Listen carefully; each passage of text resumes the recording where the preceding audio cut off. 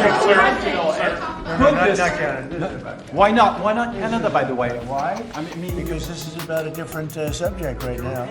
This is right now actually a much more important subject. We just ended a war that was going on for 30 years where 6 million people died. So don't ask me a trade question on Canada.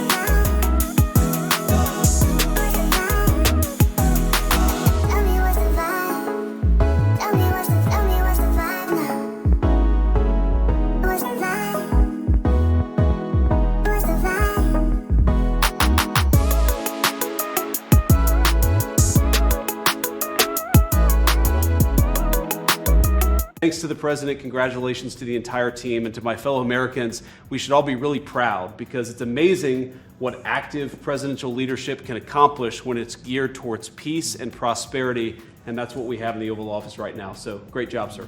Thank you very much, JB and Marco, and then we're going to ask the two principals to speak. Yes, sir. Mr. President, first of all, thank you. When I first came on this job a few months ago, you made it very clear that one of the priority of this administration under your leadership was going to be the pursuit of peace. And from day one, whether it's been in Ukraine and Russia, whether it's been Pakistan, India, whether it's been Iran and Israel, and in the continent of Africa, your priority's been on peace. And today we see this come to fruition. It's sad. Wars get a lot more attention than peace. But peace is harder than war, a lot harder. And I want to congratulate both of the leaders here and their respective presidents for choosing the harder path, which is often peace, than the easier path, which sometimes is war, as costly and as bloody as it may be. And I echo the Vice President's statements, and that is that Americans should be very proud that the #1 voice for peace in the world today is our president, your president. And so thank you, President Trump. And I want to, again, recognize Dr. Boulos and the work he's put into this from day one. He's really put a lot of time and effort, and as our friends from the respective countries can share with us. And last point, I do want to thank, you've done this already, but the African Union, Togo, and Qatar, who have been extraordinary partners and whose help we're going to need to continue to receive in order to bring all this to fruition. So congratulations to both of you, and thank you, Mr. President. Thank you. Great job you've done. Do you want to start? Either way, would you like to start? Ladies first, maybe. Okay. Thank you so much. Thank you very much. Thank you so much, Mr. President, for having us here. I think I can summarize my contribution in 3 main points. First of all, thank you and congratulations indeed for this remarkable milestone, which is putting an end to 30 years of conflict and of suffering, and which is redefining the perspectives that millions of Congolese and of citizens of the greater Great Lakes region will have. The second point is stay committed, stay on board. We need the United States to make sure that this agreement holds and that you hold us accountable. And the third point is, if you stay on board, I think there are so many perspectives that we can transform our partnerships through, and that can usher in an era of prosperity, of growth, and of shared bilateral relationships that go well beyond the challenges that we've shared together, and that can at least, or finally, focus on the potential and of the wealth that we can share. So again, our heartfelt gratitude to you on my behalf, but more importantly, on behalf of the people of the Democratic Republic of Congo.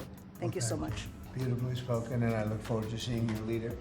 They will, highly respected person, as you know. Indeed. Highly respected all over the world, but in Africa in particular. So sometime in July, we'll do something, big ceremony. We look forward to it. Thank you very so much. Please. Thank you very much, Mr. President. This is indeed a historical day because it's the signing of a peace agreement between Congo and Rwanda to end a conflict that has been going on for 30 years.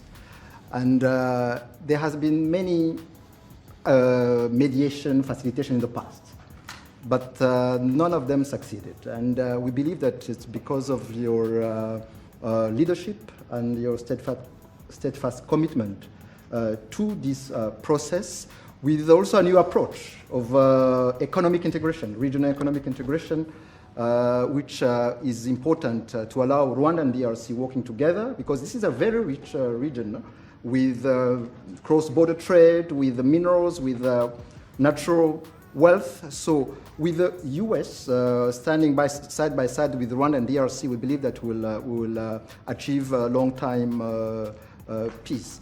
And we also believe that, as my colleague from DRC stated, it's important for the United States to stay committed, because today we signed, but now we need to implement what we have signed in order to open this new era you were talking about of prosperity, so that we can reap the economic dividend of peace. So for this economic integration framework to be implemented, it's important for the US to accompany the parties to implement what we have signed, because in the past we have signed so many agreements that were not implemented. And we are really, we believe that with your leadership, with the involvement of the United States administration, we will reach that goal. So thank you very much, Mr. President.